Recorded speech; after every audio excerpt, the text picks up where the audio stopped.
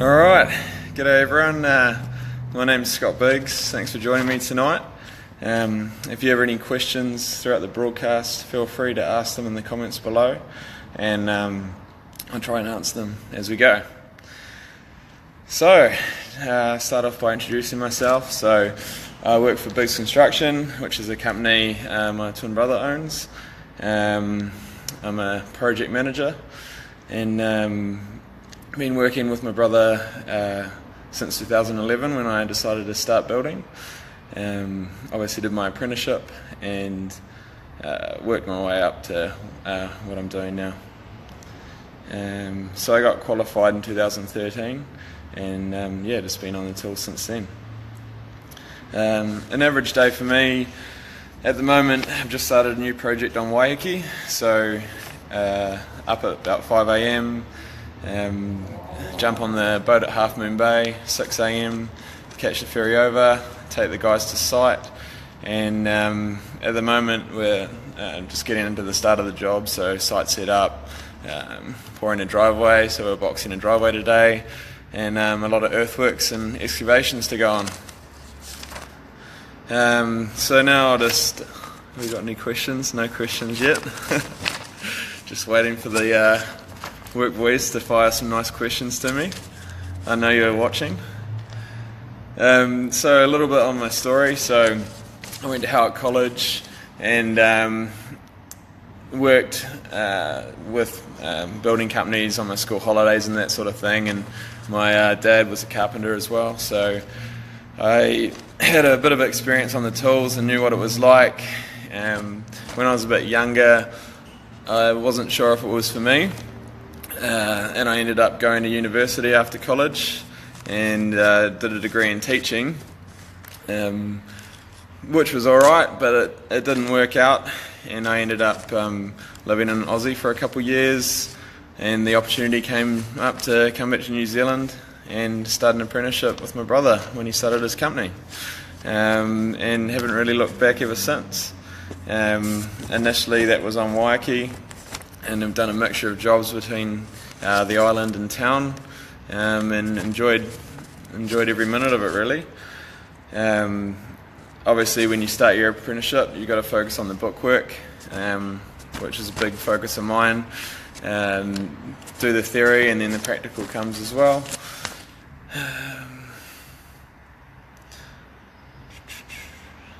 And then as you gain more experience on site, obviously you get to tick all the boxes off in your practical in the different stages of the jobs that you're on as you go through.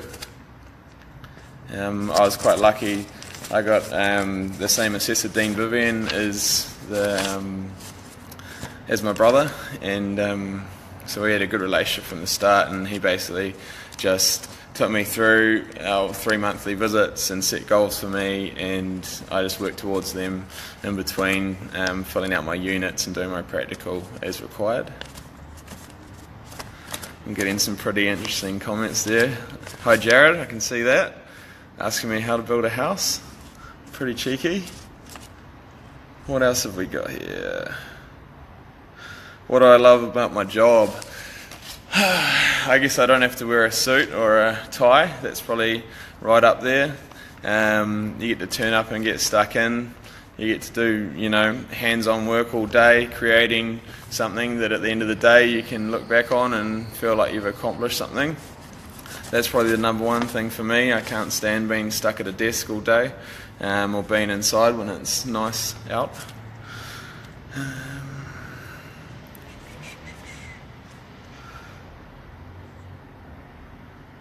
The most valuable thing I've learned on the job, probably work ethic.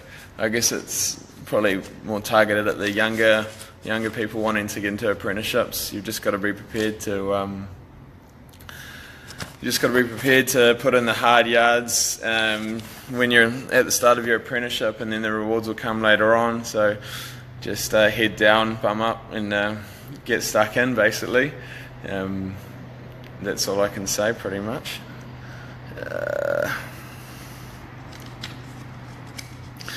How the trade's benefited me in my lifestyle.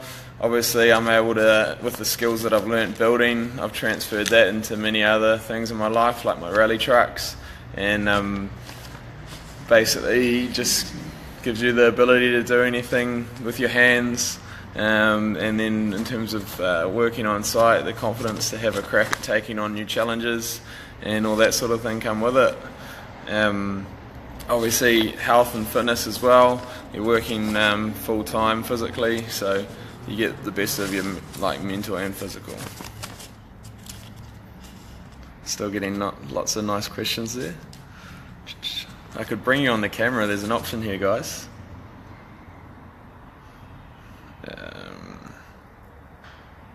Plans for the future is just to keep progressing myself, so I'm on my second job now where I've been a project manager, and it doesn't matter how long you've been on the tools, you're going to constantly be learning and improving yourself, so just to continue doing that really, and see what the future brings.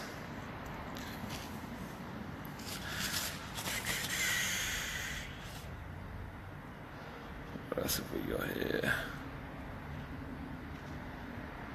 If anyone watching's got any questions obviously about apprenticeships or building, just write them below and I'll fire my answers back to you.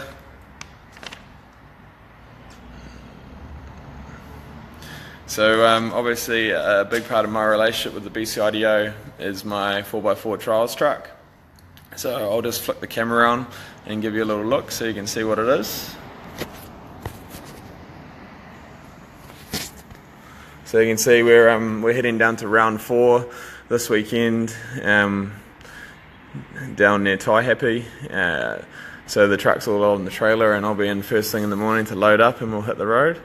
But basically the truck here is a New Zealand 4x4 trials truck.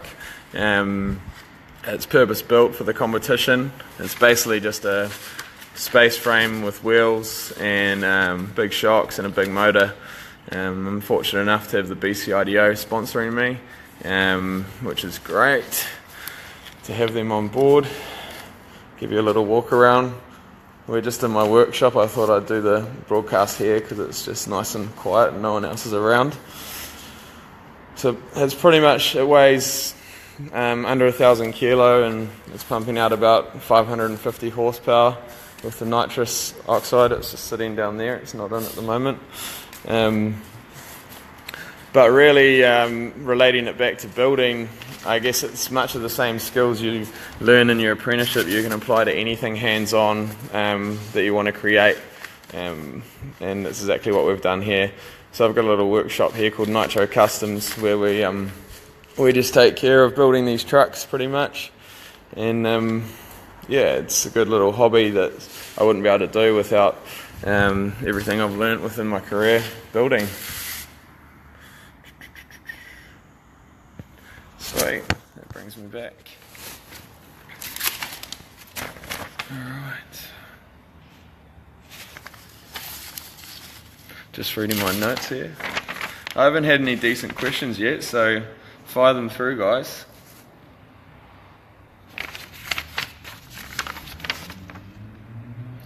I guess, my wife just asked me how much time I spend on my four-wheel drive.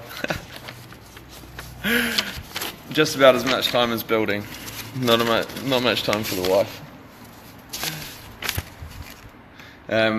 What I was getting to though was obviously I've kind of experienced both sides of the training you do outside of school, so university and then a trade. If I could go back, I'd definitely take the trade from the start. I think maybe mentally I wasn't up to the trade when I was younger, and I wanted to try a different option that I thought would maybe be easier. Looking back at it now, I wouldn't be anywhere near where I am today, or have the things I do because I would have been able to create through my building. So if you're sitting on the fence, definitely recommend doing a trade. You can't go wrong. It's something you're going to have to fall back on at any time in your life, but the way the construction industry is at the moment, you can't go wrong. Yep. Alright. No other questions coming through yet, guys? Come on.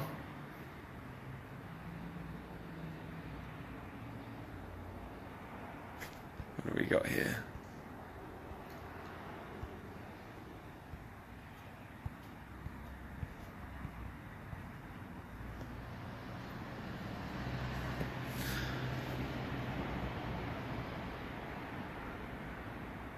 I've had 3 questions ask me where I get my fade.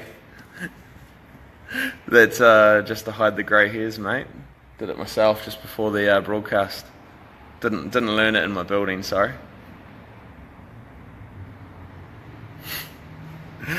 Okay, any building related questions, guys?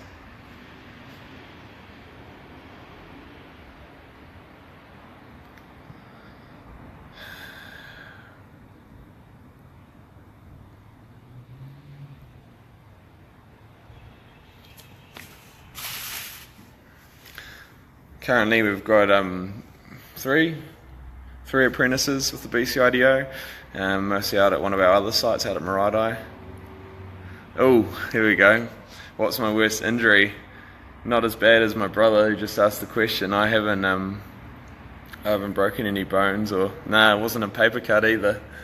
No, I've been pretty fortunate, besides the old finger, getting a clip from a washer on the rattle gun. That's about it, really.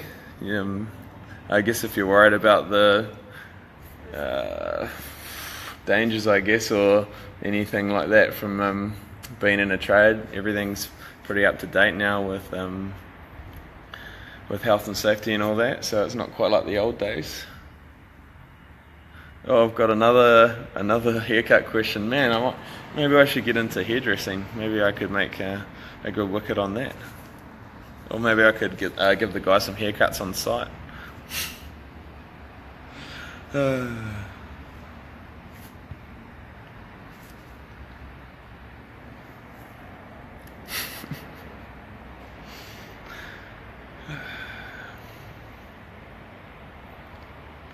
What else?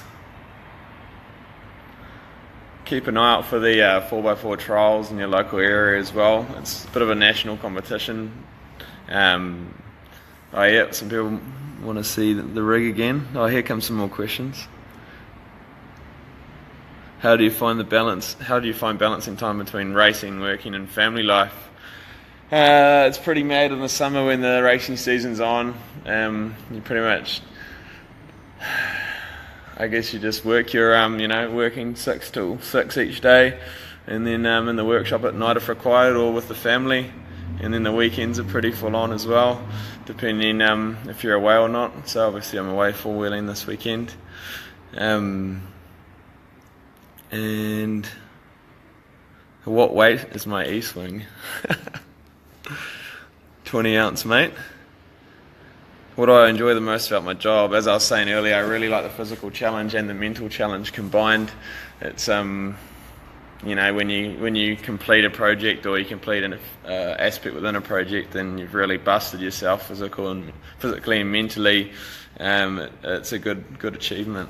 Yeah, that's probably the number one thing for me, and constantly learning as well. What else have we got there? For those that weren't watching earlier, I'll show you the rally track again. So like I was saying earlier, it's just a space frame on wheels pretty much. You're strapped in with a 5-point harness, and you can see all the steering wheel and the gauges and everything else going on there. The navigator has 4 levers which operate the wheel brakes, so they can help me manoeuvre the truck in the course. Basically the course is made up of 32 short courses called hazards, which will be extreme hill climbs or mud bogs or side lanes, and you've got to work with your navigator to get through the course without stopping. What else have we got here? What's your rig and what's the drivetrain?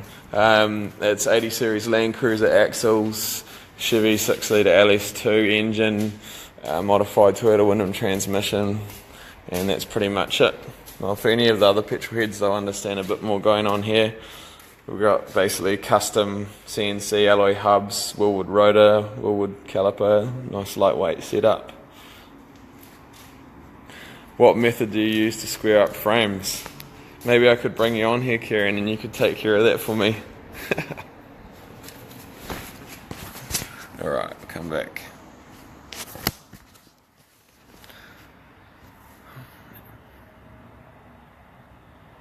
How do you manage time between work and book stuff? Yeah, okay, when I was doing my apprenticeship, the best part about having the early starts on Waikiki is we were on the boat in the morning for 45 minutes and the same in the evening, so I'd be doing all my theory at that time until I had all my theory units complete, so that enabled me to get my theory units done as quick as possible, which is good if you want to complete your apprenticeship in a reasonable amount of time. It then puts things into perspective for your assessor, and they'll basically just focus on your practical units and set goals to tick off X amount of units between meetings. So I guess obviously not everyone's going to Waikiki, but I'd highly recommend setting aside at least 2 to 3 hours a week just to smash out your theory units to get them out of the way. Yep.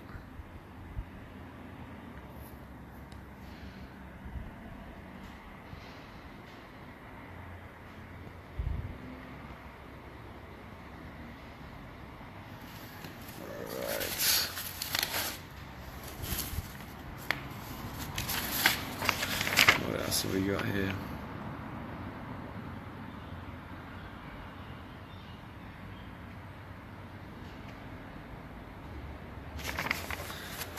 Sweet, has anyone got any more questions before I sign out?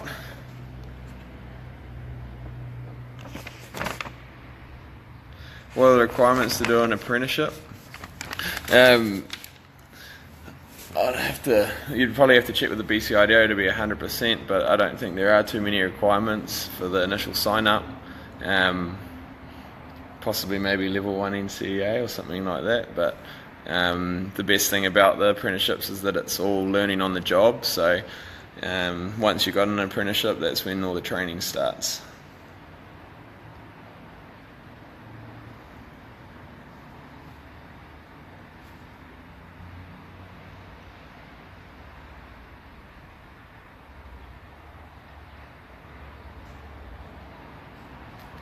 Well, like I said, if you're on the fence about doing an apprenticeship, don't hesitate, just get into it. Maybe if you don't want to sign up but you want to know a bit more about it, go and see some work sites or talk to some companies and see if you can get some on-site experience, and yeah, I fully recommend it. So lastly, sorry, just reading a few questions. That's a bit of a common one. How do you manage your hobby and your apprenticeship? Pretty much you just don't have any rest. You just got to make the most of all the time you have available, and my friends and family would know that. I'm pretty hard to get hold of, especially during rally season. But yeah, I'd just like to finish off thanking the BCIDO for their support with my full driving, and look forward to our competition in round 4 this weekend. Hopefully we'll be able to have some footage to show you guys and take you along for a bit of a ride in the truck, and yeah, we'll talk to you later.